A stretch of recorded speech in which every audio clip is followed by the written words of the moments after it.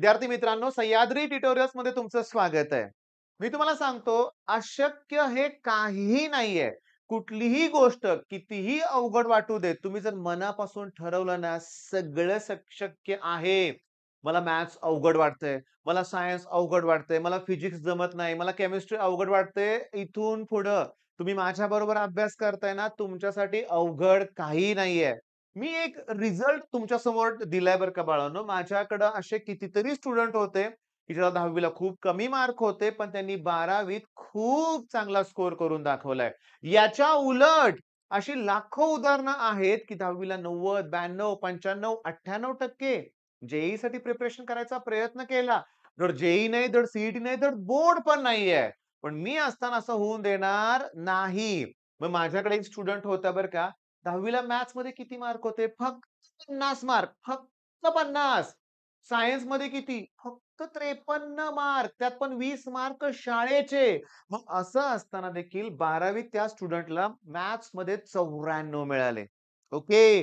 प्रामाणिकपणे 24 तास तो मुलगा अभ्यास करायचा. मी तुम्हाला सांगतो, राहायला आमच्या क्लासमध्येच असायचा तो. दिवस-रात्र अभ्यास करायचा म्हणूया आपण. आणि हो, तुम्ही काय करू ते सांगा. सर तुम्ही सांगा ते मी करतो. म्हणजे माझ्यावर त्याचा पूर्ण विश्वास होता आणि सी-ई-टीला सुद्धा आम्हाला चांगले मार्क मिळाले. मी तुम्हाला सांगतो, बघा मी इथं त्याचं मार्क लिस्ट 10वी ची पण तुम्हाला दाखवले. तुम्ही झूम करून बघा, की मॅथेमॅटिक्समध्ये फक्त 50 मार्क आहेत. सायन्समध्ये फक्त 53 मार्क आहेत. नाव वगैरे तुम्हीच चेक करा आणि मॅथ्समध्ये 94 आहेत. डेरिव्हेटिव्ह, इंटिग्रेशन सगळं जमलं आम्हाला आणि सगळ्यात महत्त्वाचं बरं का बाळांनो, की सी-ई-टीत सुद्धा आम्हाला 95.87 पर्सेंटाइल मिळाले. ओके. मग चला आता सांगतो. आपली सुरुवात तर चांगली झालेली आहे. 2027 च्या बॅचला जबरदस्त सुरुवात झालेली आहे आणि मला सांगताना आता अतिशय आनंद होतोय. कोणत्या गोष्टीचा आनंद होतोय? मी काल तुम्हाला रिक्वेस्ट केली होती. आज पण मला अटेंडन्स पाहिजे. मी हळू-हळू प्रत्येकाबद्दल सांगतोय. यश आपल्या साताऱ्यातलाच आहे, राजधानी सातारा. धन्यवाद यश. पूर्ण व्हिडिओच्या नोट्स नीट बघायच्या आणि साताऱ्यातला असशील तर भेटायला नक्की ये क्लासवरती. आदित्य आहे. ओके. थँक्स फॉर प्रिपरेशन म्हणलंय, पण आदित्यनं गावाचं नाव लिहिलेलं नाहीये. पुन्हा सातारकर प्रांजू. ओके, चालतंय. साताराच परत. अरे वाह! जितू पवार, सातारा. धन्यवाद. ठाण्यावरून ओके, आपलं मनीष ॲक्चुअली स्पेलिंग जरा मला नाव घ्यायला अवघड वाटतं इथं. मनीषा किंवा मनीष उगया ओके. त्याच्यानंतर मी तुम्हाला सांगतो वसंत काळे सातारा परत, अहिल्यानगर, शेवगाव. ओके. स्टुडंट कोण आहे? ओके, मस्के. त्यानंतर रेसर फ्रॉम अमरावती. चला डबल कॉमेंट आहे, काही हरकत नाही. तुषार फ्रॉम छत्रपती संभाजीनगर. धन्यवाद तुषार. म्हणजे मी तुम्हाला सांगतो पालघर. मी तुम्हाला सांगतो वसई पालघरवरून माझ्याकडं ना गावित नावाचा एक स्टुडंट आहे. 2 वर्ष माझ्याकडे ऑफलाईनमध्ये स्टडी करतोय. एक्स्ट्राऑर्डिनरी आहे. ही पालघरची मुलं आहेत हां, एक्स्ट्राऑर्डिनरी. मी तुम्हाला सांगतो हा स्टुडंट आहे ना जगताप, ठीक आहे, तो वडिलांचा फोटो आहे. तो पण ऑफलाईनला येणारच आहे साताऱ्यामध्ये. हे निकम आमच्या 10वी चा स्टुडंट आहे. नाव खूप अवघड आहे. प्रद्युम्न म्हणूया आपण. ॲक्चुअली निकम एक्स्ट्राऑर्डिनरी स्टुडंट आहे. Love from hostel. ओके. 12वी चा स्टुडंट आहे लक्षात घ्या. विनायक परांजपे हा कोकणातून आलाय माझ्याकडे सी तयारीसाठी. ओके. पण आपल्या वर्षभराच्या ना संकल्प बॅचचा तो स्टुडंट आहे लक्षात घ्या आणि वर्षभर त्याने आपल्याला फॉलो केलंयच. अहिल्यानगरहून पूर्ण स्टुडंट आहे. सोमनाथ जाधव, विठ्ठल, सोलापूर. अरे वाह! त्याच्यानंतर मी तुम्हाला सांगतो गणेश फ्रॉम पुणे, शंभू फ्रॉम सातारा. ऑफलाईनचा स्टुडंट आहे शंभू कदम. ओके, शंभू कदम. म्हणजे ठीक आहे. आता काय होतं बघा, खूप मुलं आहेत, खूप मुलं आहेत. खूप चांगला रिस्पॉन्स आहे. पुणे, सातारा, पुणे म्हणूया आपण. साताऱ्याचे स्टुडंट जास्त नक्कीच. मी पण साताऱ्याचाच आहे. पण थांबा. सिंधुदुर्ग. पालघर, सांगली तुम्हाला सांगतो ही बॅच सी-ई-टीसाठी का ऑब्व्हियसली मी इथं तुमच्या सी-ई-टीचं फाउंडेशनची तयारी करून घेणार आणि हे लेक्चर सुद्धा भारी होणार आहे बरं का लक्षात घ्या. ओके. चला तुमच्या धन्यवाद. आज पण अटेंडन्स पाहिजे. आज पण अटेंडन्स हवी आहे. तुम्ही कुठून नवीन असाल तर आज नवीन लेक्चरला असं कमेंटमध्ये सांगा. खूप एनर्जी मिळते रे, खूप एनर्जी मिळते. बरं चला. मेन आज काय घ्यायचंय मला? मला ह्या प्रश्नांबद्दल तुमच्याशी बोलायचंय. काय दिसतंय इथं तुम्हाला? मी तुम्हाला सांगू का? राइट डाउन द काय म्हणलंय? कॉन्सन्ट्रेशन. बरं कुणाचं कॉन्सन्ट्रेशन? सोल्युशनचं कॉन्सन्ट्रेशन. ओके. आता आपली तयारीच एक वेगळ्या लेव्हलला होणार आहे बरं का. म्हणजे आपण वेगळाच विचार करतोय. या शब्दावर मी फोकस करणार आहे. सोल्युशन म्हणजे काय? सॉल्व्हंट. पाणी हे सॉल्व्हंट आहे. त्यात थोडंसं मीठ टाका. ते सोल्यूट आहे. मग सोल्यूट सॉल्व्हंटमध्ये डिसॉल्व्ह करा. तयार होणार सोल्युशन. पण थांबा, मी तुम्हाला वेगळ्या पद्धतीने अभ्यास करायला लावणार आहे. मी 12वीच्या पुस्तकातलं एक पेज घेतलंय. टॉपिकचं नाव आहे सोल्युशन. हे 9वीच्या पुस्तकातलं 6व्या टॉपिक मधला हा आहे. ॲसिड बेसमध्ये दिलंय लक्षात घ्या. हे 9th स्टँडर्डचं पुस्तक आहे आणि हे 12th. काय दिलंय इथं? Solid in liquid, C water समुद्राच्या पाण्यात क्षार असतात, सॉल्ट असतात. सॉल्ट हे सॉलिड आहे. पाणी हे लिक्विड आहे. अजून कुठलं एक्झाम्पल आहे? Benzoic acid in benzene, sugar in water. आता मला ना माहिती आहेत क्वेश्चन अगोदर म्हणून मी काही गोष्टींना हायलाइट करतोय बरं का. अलॉय. अलॉय हे सॉलिड इन सॉलिडचं एक्झाम्पल आहे. Iodine in air. Iodine solid आहे. एअर गॅस आहे. म्हणजे हे सॉलिड इन गॅसचं एक्झाम्पल आहे. अजून मी तुम्हाला सांगतो लक्षात घ्या. Carbonated water. ओके. म्हणजे कोल्ड ड्रिंक्स. त्यात गॅस इन लिक्विड असतं. Gas in liquid. सगळ्यात अवघड कुठलं माहितीये का? Gas in solid. तर गॅस इन सॉलिडचं एक्झाम्पल बघा. Hydrogen in palladium. सांगतो एक रोसेनमेंट नावाची रिएक्शन आहे. त्यात हा पॅलाडियम ऑन BaSO4 हा कॅटलिस्ट असतो लक्षात घ्या. एअर हे गॅस इन गॅसचं एक्झाम्पल आहे. आता थांबा. हे तर लहानपणी कुठल्याच मुलं हे लहानपणापासून तुम्हाला माहिती आहे. पण मी तुम्हाला आता नेणार आहे नेहमीप्रमाणे marks application. Marks application the best application आहे. सगळे क्वेशन्स इतर वेगवेगळ्या टेस्ट कुठलीही टेस्ट असू, म्हणजे कुठलीही एक्झाम असू दे. आपण MHT सीईटीला क्लिक करूया. आपण केमिस्ट्री वरती जाऊया. सगळे टॉपिक आहेत आणि आपण सोल्युशन वरती जाऊया. ओके. चला पहिला क्वेश्चन कुठला दिसतोय तुम्हाला? Iodine in air. Iodine in air हे कोणतं एक्झाम्पल आहे? सॉलिड इन गॅसचं एक्झाम्पल आहे. सॉलिड इन गॅसला क्लिक करा. आन्सर चेक करा. तुमचं आन्सर करेक्ट आहे. पण थांबा ना, तुमच्या लक्षात आलं का? किती सोपा क्वेश्चन आहे. मार्क्स ॲप्लिकेशनचं वैशिष्ट्य काय? तुम्ही क्वेश्चन अटेम्प्ट केला तर ग्रीन, चुकला असेल तर रेड येणार आहे. बरं, एकच प्रश्न आलाय का? नाही. आता तुम्हाला सांगतो खूपच क्वेश्चन असणार आहेत या टाइपचे. थोडंसं शोधावं लागेल, शोधावं लागेल. Carbonated water, gas in liquid, gas in liquid हे एक्झाम्पल आहे. चेक आन्सर करेक्ट आहे. काय कळालं? लाईन टू लाईन क्वेश्चन असतात. मग मला सांगा, मगाशी मी तुम्हाला अथर्वबद्दल काय बोललो? तुम्ही सांगाल ते मी करतो. मी माझ्यावर त्याने एवढा विश्वास ठेवला होता ना, मग त्याचा रिझल्टमध्ये तुम्हाला इफेक्ट दिसतोय की नाही? मग मी काय सांगितलं तुम्हाला? अरे लाईन टू लाईन क्वेशन हे परफेक्ट करा ना. आणि ठीक आहे हायड्रोजन आणि पॅलाडियम असेल. तुम्हाला सांगतो अलॉयचं पण परीक्षेत आलंय बरं का. मी तुम्हाला थोडंसं शोधून दाखवू शकतो मार्क्स ॲप्लिकेशनमध्ये लक्षात घ्या. आता बघा 10वा क्वेशन अटेम्प्ट केला ना, आलंय बघा इथं कार्बोनेटेड वॉटर. अजून थोडंसं मला वेळ द्या, थोडासा थांबा. मी जरा फास्टमध्ये शोधतोय. Okay. Solubility, ionic, type of alloy. Alloy हे सॉलिड इन सॉलिडचं एक्झाम्पल आहे. ओके. बरं आता एवढे पुरावे बास ना.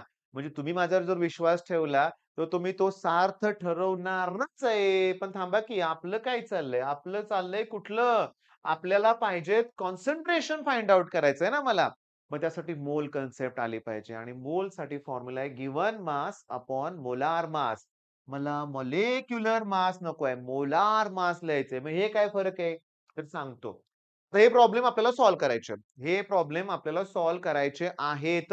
तर मी तुम्हाला HCl, NaOH, acetic acid, H2SO4 या प्रत्येकाचं मोलार मास काढून दाखवणार आहे. युनिटमध्ये फक्त फरक आहे रे. सांगतो लक्षात द्या. आपण डी पासून सुरुवात करूया. मग मी इथं लिहितोय मोलार मास. बघा मी तुम्हाला सांगतोय मोलार मास. मग 2 हायड्रोजन आहेत म्हणून 2 लिहितो. सल्फर 1 आहे आणि 4 ऑक्सिजन आहेत. मग हायड्रोजनचा एटॉमिक मास नंबर 1 आहे. सल्फरचा 32 आहे आणि ऑक्सिजनचा 16 आहे. मग हे 2 1 जा 2 हे 32 आणि 16 4 जा 64 ॲडिशन करा 98 येतंय. पण ग्रॅम मोल इन्व्हर्स हे युनिट लक्षात घ्या. मोलार मास म्हणजे एका मोलचं मास ना. मग एका मोलचं मास 98 ग्रॅम येणार आहे. ऑब्व्हियसली एका मॉलिक्युलचं एवढं मास येणार नाही. जर मी मॉलिक्युलर मास म्हणलं तर व्हॅल्यू तीच येणार, पण युनिट युनिफाईड मास डाल्टन येणार. आणि एका ची व्हॅल्यू किती असते? पहिल्या लेक्चरमध्ये सांगितलंय 1.66 × 10⁻24 kg. चला मोलार मास मिळालं. आता एक काम करूया. नंबर ऑफ मोल्स काढूया. नंबर मोल काढण्यासाठी given mass upon molar mass. मग गिव्हन मास दिले त्यांनी 4.9, मोलार मास 98 आहे. आता एक काम करूया बाळांनो, 49 टू जा किती रे? 98 ना. म्हणजे मी याला 49 लिहितो आणि खाली 980 लिहितो. म्हणजे 1/20 आलं नंबर ऑफ मोल्स. 1/20 म्हणजे 1/20 म्हणजे सांगतो, करून दाखवतो. एक 0 पॉइंट द्या, 0 नाही. अजून एक 0 द्या. हां, म्हणजे 0.05 मोल आले. आता मला काढायचं आहे कॉन्सन्ट्रेशन. आता सांगू का तुम्हाला? कॉन्सन्ट्रेशन तर सांगतो. मी किती सॉल्यूट ॲड केलं, मग ते डायल्यूट आहे का कॉन्सन्ट्रेटेड आहे? हे फाइंड आउट करण्यासाठी पटापटा नावं सांगतो. Molality, molarity, normality, mole fraction, percentage by weight, percentage by mass, percentage by volume, mole fraction भरपूर आहेत. पण आज आपण फक्त मोलॅरिटी बघणार आहे आणि आता मी जे शिकवणार आहे ना, ते सगळ्यात महत्वाचं. मी म्हणेल तसंच फॉर्म्युल्यावरून डेफिनेशन लिहायला शिकायची आहे आपल्याला. म्हणजे मी इथं लिहितोय काय बघा न्यूमरेटरमध्ये लिहिलंय नंबर ऑफ मोल्स. जरा मी काय करतोय, जरा थोडंसं की नाही जागा करतो बरं का. नंबर ऑफ मोल्स ऑफ लिहितोय इथं सॉल्यूट. डिव्हायडेड बाय लिहितोय व्हॉल्यूम ऑफ तुम्ही जरा व्यवस्थित लिहा रे. Solution in litre. मग डेफिनेशन तयार करूया. मोलॅरिटी हे कॉन्सन्ट्रेशन साठीच आहे हां. Molarity of a solution can be defined as किंवा is defined as number of moles of solute dissolved in 1 litre of solution. 1 litre of solution किंवा अजून तयार करूया. Molarity of a solution can be defined किंवा is defined as number of moles of solute divided by volume of solution in litre. बरोबर आहे. किंवा number of moles of solute per unit. Per unit म्हटले की divided by per unit volume of solution litre is non as molarity. मग आता मला सांगा मोल किती आहे तुमच्याकडं 0.05.